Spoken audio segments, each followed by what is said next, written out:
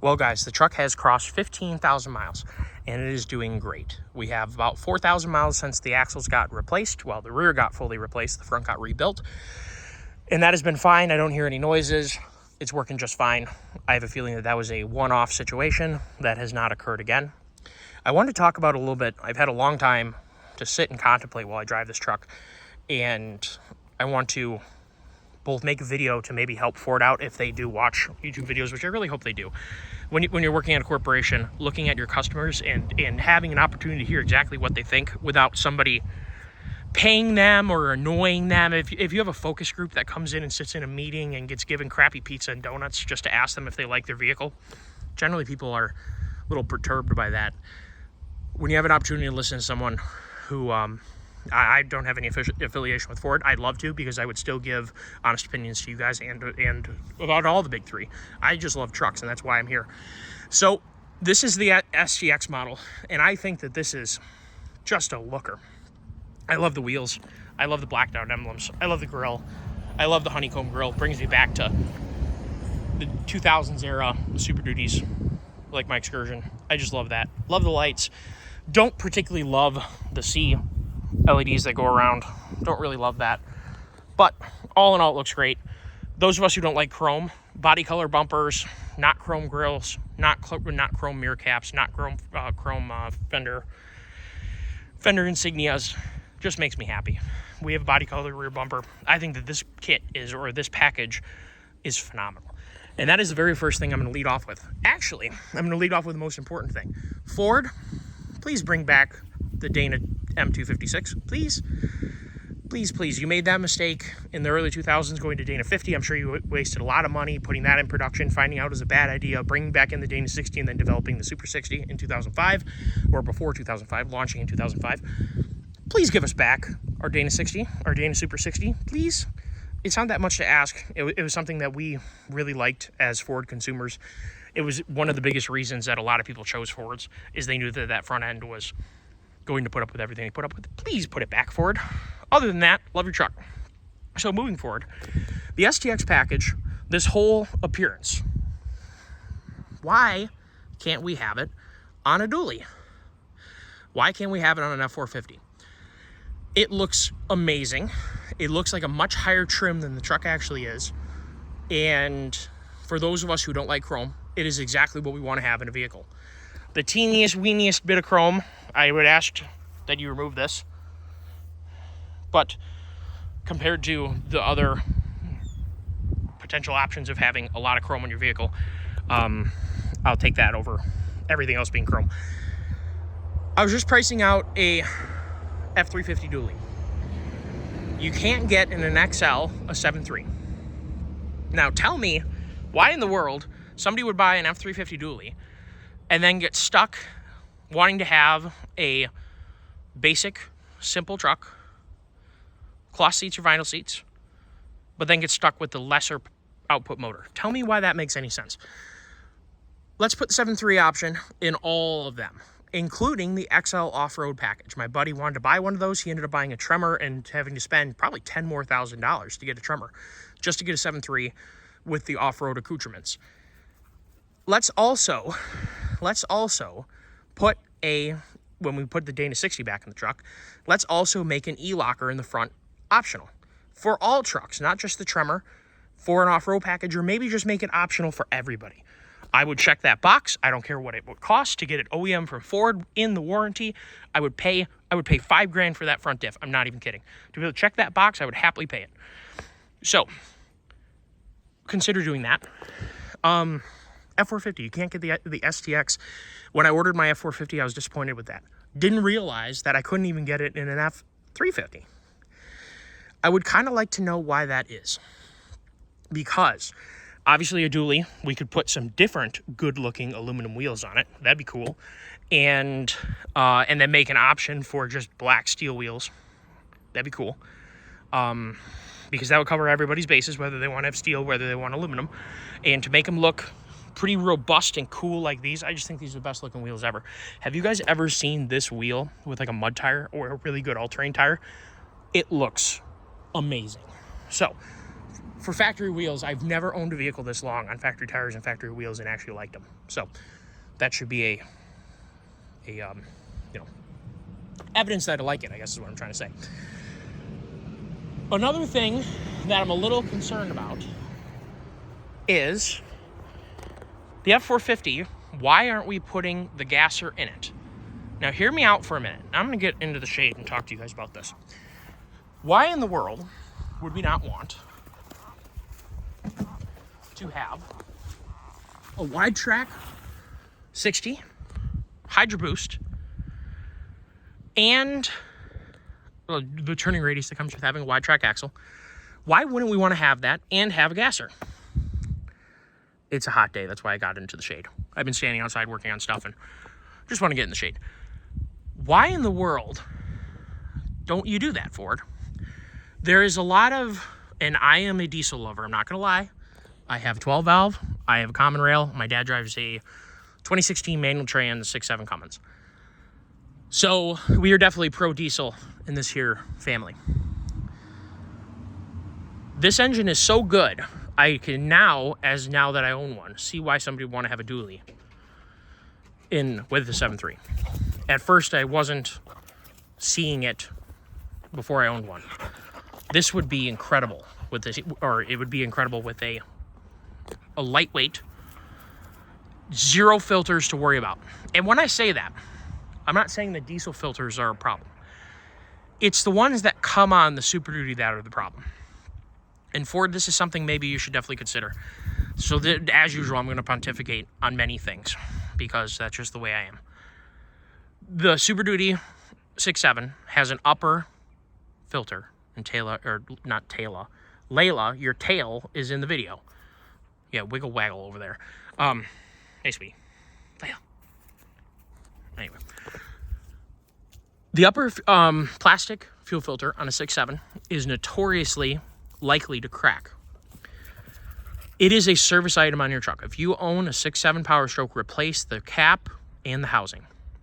It will pop, it will piss fuel all over your engine, and if you're not lucky, it's going to catch on fire and burn the truck down. Fuel-fed fires are no joke. They are no joke at all, because you're not going to put it out. It's going to burn the truck to the ground, and it's going to burn all the harness, so even if you did get it out really quickly, you're going to burn everything on top of that motor. It's going to be shot. How much would it really cost to either call up AirDog or FASS and have their fuel system supplied to the OEM as part of the diesel package? It would be an aluminum housing with spin-on filters that aren't going to blow up. There's going to be no extra fittings under the hood. Anytime you have more fittings is bad. More fittings is more likely to have a failure. So why don't we talk to AirDog and FASS about making an OEM and let them two battle for who's going to get the contract, whether it's, Dodge pulls the AirDog and the Ford and GM decide to hire FASS. Doesn't matter. Both of them are great companies, great products. And get them to design a fuel filtration system that tucks. Are you hunting bugs? You are strange. That get them to design a system that tucks higher up above the frame rail, so there's no issue of decking off those filters. And why are we using plastic lower filter housings that notoriously crack? And for instance, the other day, the reason this came up, I was driving with my buddy, and there was a dead possum in the road, and I was just about to swerve for the possum. I sort of did, but I was going to clear it because it was going to run right underneath my truck.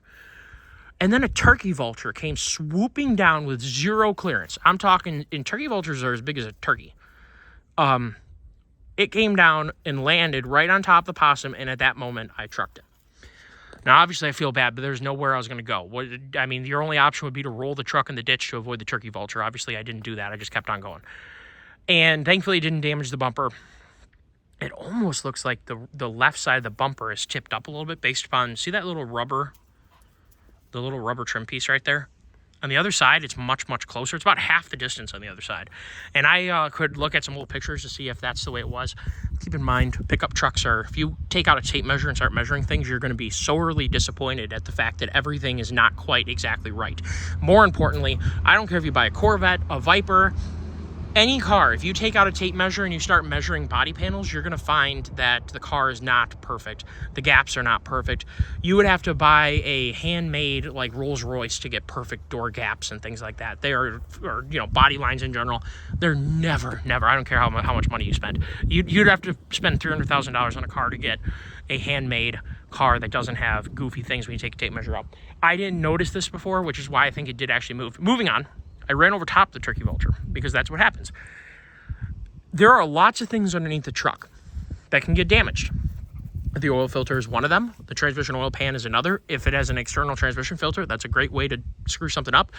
Evaporative emission lines are easy to break because they're usually plastic and they have plastic connectors. Your fuel system, if it has plastic connectors, is super duper easy to break.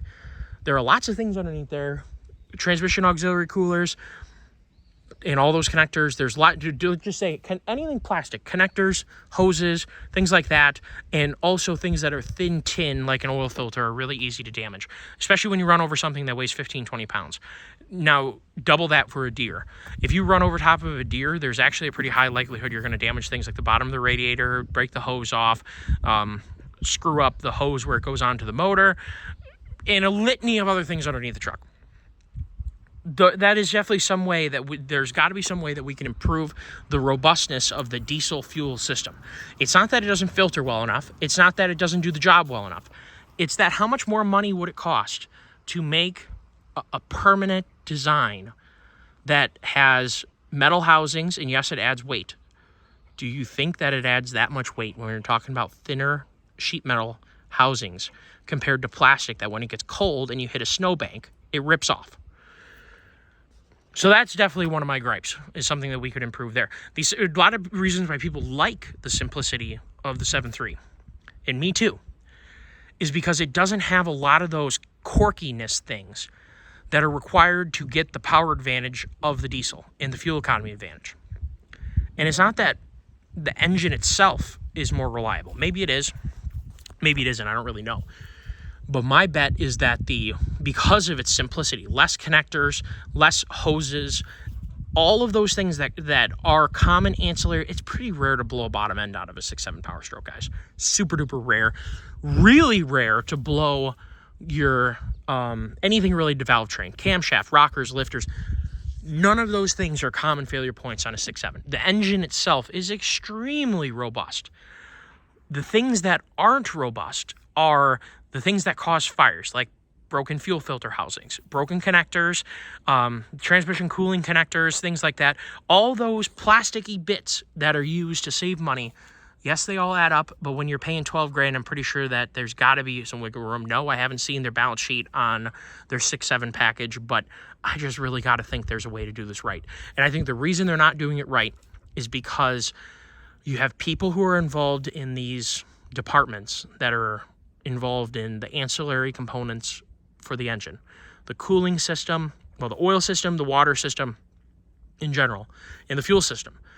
And they are people who have studied plastics. They've taken plastics courses in college. They know all about the manufacturing practices for injection molding.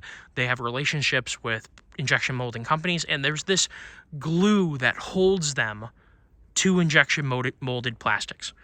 Injection molded plastics in environments that don't have impacts or extreme temperatures are extremely reliable.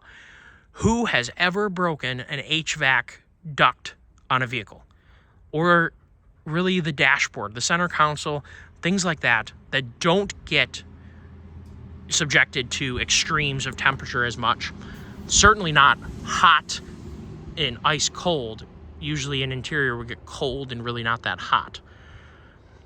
The underside of the truck is going to be subjected to everything from hot to cold, especially during a regen. And the engine could go from, 10 degrees Fahrenheit, and then the part could go from 10 degrees Fahrenheit or less if it's really cold, and could probably see several hundred degrees if they're even somewhere near the DPF unit.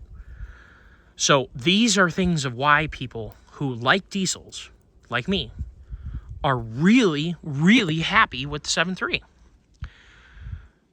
So, if you're still with me, thank you. Ford, why don't we consider a 7.3 powered F450? And definitely let's put the STX trim package in the dually, both 7.3 and, both F350 and F450. And let's not do this 6.8 or nothing in XLs. It's kind of weird. Either you get the lesser power motor or you get a full-blown diesel. That's kind of an extreme situation, I would say. Now, it's going to sound like I'm hating on the 6.8. It's the same block. It's the same motor. Everything is the same. And as far as I know, it's de-stroked. So it doesn't have, say, a stroker crank. Pretty sure that that's what it is. As far as I know, I don't think that bores are changed. I think it's literally just, and I can look. I haven't looked too much into it because it's one of those things I'm going to say right now. The exterior dimensions of the motor are exactly the same. The weight of the motor is basically exactly the same, minus what you lose by having a shorter crank and different rods, and I think similar pistons probably, but usually the wrist pin location needs to change when you de-stroke an engine. So it's not going to be exactly the same pistons. Why would I want less power when more power is available for a marginal fee? And that more power, anytime you have more torque, you're going to have better fuel economy. So one of the biggest reasons why this truck gets such good fuel economy is it has so much torque on the bottom end. It's not that the heads are so much better than a 6.2. It's not that it's so much better block design, or that somehow they've taken a bunch of inefficiencies out of the engine in terms of losses between the 6.2 and now the 7.3. The difference is that the 7.3's natural mechanical advantage of having more displacement is more efficiently using cylinder pressure to move the vehicle, and therefore requires less RPM to do the same amount of work, and the engine is under less load. Anytime the engine is under less load, they can put a lot less fuel in. If you ever looked at a VE curve for an engine, volumetric efficiency curve, if you have a high load, so the throttle's open at low RPM, the engine actually needs more fuel because it's consuming more air than it does at a higher RPM with less throttle angle. So it's not a situation of wanting to drop the RPMs. It's a situation of let's drop the load on the engine, get the throttle open less, make the power naturally using mechanical advantage as opposed to using a ton of air and a ton of fuel. So that's why this engine is so good. I think that I'm so happy that we're here, but I question why this wasn't done sooner. Because we've been waiting, the gas market has been waiting and has been a long way behind diesels. Since Common Rail came out, the Duramax and the Common Rail Cummins were the bar that the truck industry set for performance. Everything less than a Duramax or a Common Rail Cummins in the early 2000s was a lesser engine. Lesser durability, lesser performance. They were really amazing, and the fact that you could hook up a tuner and get so much more power reliably was something that really hadn't been seen before. And it really kicked off all the people were into diesels, into modifying 12 valves and other mechanically injected engines for a long time. But the Common Rails really showed people what you could do, and it started getting people more interested in diesel performance. In the fact that you could have more power, more torque for free, basically, other than money. You would gain fuel economy, you would gain performance, reliability wouldn't be degraded, especially if it was kept within reason. Reliability may improve because you're not having to spin the motors hard to do the same amount of work. So that was a real turning point. And then when the 6.4 Power Stroke came out, now it wasn't very reliable. It had a lot of issues, had a lot of valve train design issues, bottom end issues, had a lot of issues. But, and the emission system, the after treatment system was terrible. Very, very unreliable. High likelihood of having emission system failure. Huge issue. And also people were doing dumb things. A lot of people put diesel in the DEF tank, and a lot of people put DEF in the diesel tank. And there was just a lot of, because it was a new thing. 2007.5 was a big change for people, and that would be 2008 for the 6.4. But a lot of weirdnesses happened right at the beginning that gave after treatment systems a lot worse of a name than they probably deserve, because people were just totally totally unfamiliar with the concept of a lot of things. Now, obviously, Dodge didn't get DEF right away. All right, I am way off in the weeds here. But anyway, there's a very good reason that this engine came out, and it hugely narrowed the gap between diesel performance and gas performance. And I don't think, considering this is a $3,000 option approximately over top of the 6.8, I don't think that the $9,500 standard output is as far away as triple the prices. And I really don't think that the HO's performance is quadruple the price over this engine. So if you're buying those, you're buying them strictly because you want them. Or maybe you live in the mountains where you need them. I definitely wouldn't be sitting here recommending. I live in a flat state. Michigan is mostly flat. This truck works really, really well for me. And it's really cool. I ordered an F450.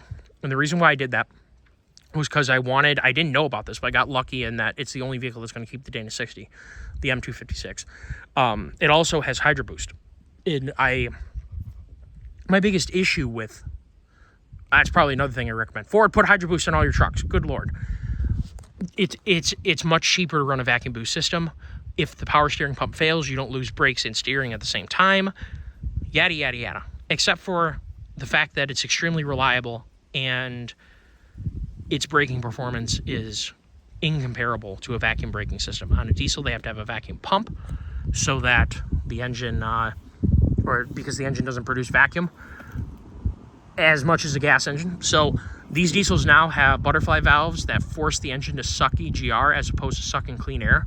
So actually the engine does somewhat operate with some vacuum, somewhat, sort of, but not enough to do what you need it to do, especially not all the time, because it's dependent on that throttle valve being closed and how much exhaust or EGR flow you have. There's going to be situations where the engine is sucking more air than it's actually getting, and therefore it's operating in a vacuum. Gas engines are always operating in a vacuum unless they are going full throttle, in which case the heads and the camshaft and the intake and the throttle body all have to be working together to have an ideal situation of having more than 100% VE. Yes, it is possible. Yes, some street engines do operate in greater than 100% VE. It's exactly how a VTEC is able to make so much power for its displacement. But yeah, moving forward, I would like to see where this truck goes. If the channel keeps growing, and I want to thank everyone for participating and subscribing. It's free for you to do. If you would please subscribe, I'd really, really, really appreciate it. By liking, by commenting, if you want to send me an email, I made a Patreon account, and we'll see how people like that. It is in all the videos that I post. Just go to the description, and it'll be a link to the Patreon account. I think it works as a link, I hope. I mean, I know most of them are. When I set it up, all of those are. But new videos, I'm going to copy and paste the link. Hopefully it functions as a link to you guys. If it doesn't, let me know. If you would be so kind to do the free things, like the video, comment your thoughts, opinions, complaints, all that good stuff, and subscribe. I'd really appreciate it. If anybody wanted to contribute to the growth of the channel, my goal is by the time my F450 gets built, which maybe will be this year, it wasn't built in 2024,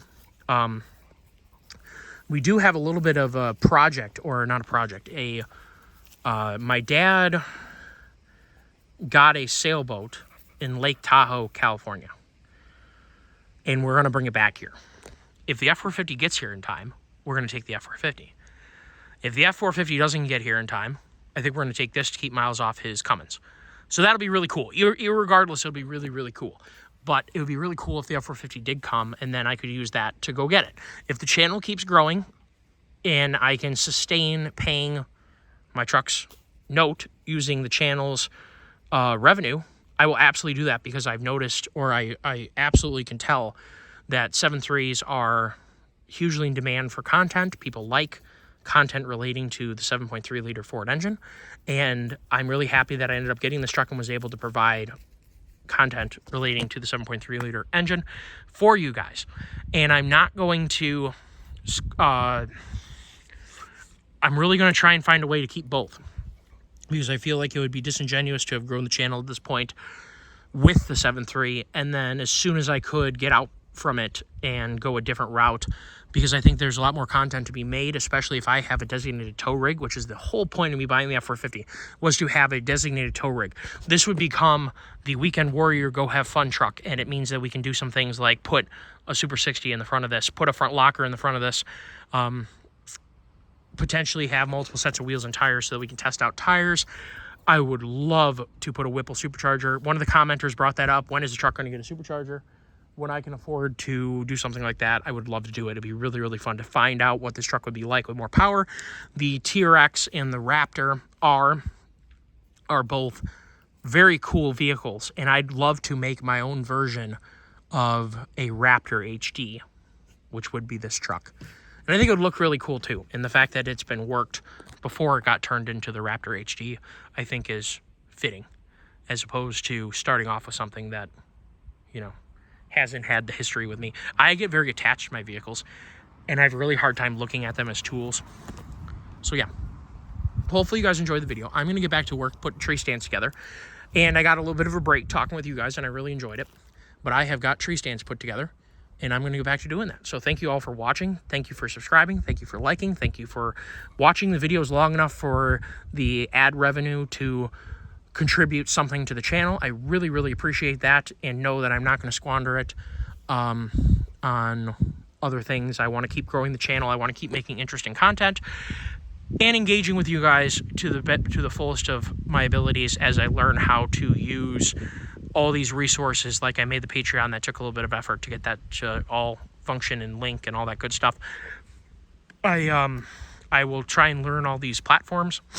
You can comment in the community tab on my YouTube page here on Facebook. You can comment in there, and then that way I can speak directly to you. I also put the email into the comment or into the description of the video so that you guys can email if you want to. I don't think anybody's done that yet. If anybody has any specific questions, I would absolutely love to get a communication from you, whether it be through Patreon, whether it be through email, or whether it be through the community tab on the Facebook or on the YouTube channel. So take care all. Have a nice day. I hope you're enjoying your trucks. I hope you're enjoying what is left of the summertime, because the weather is absolutely beautiful and it's kind of hot, and I'm a little concerned about my food plots because it hasn't rained. But the dew has been nice every morning, so that's a plus. Take care all. Bye-bye.